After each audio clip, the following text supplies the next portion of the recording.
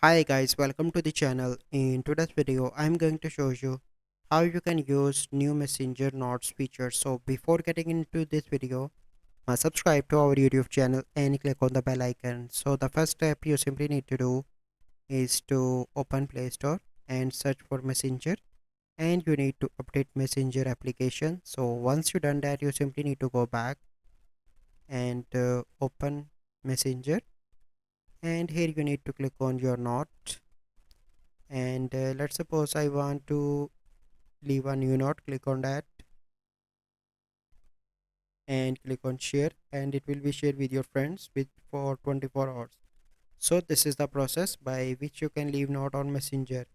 I hope you find this video helpful. If you find this video helpful, must like this video, subscribe to our YouTube channel for future videos. We'll see you in the next video. Thank you, have a good day.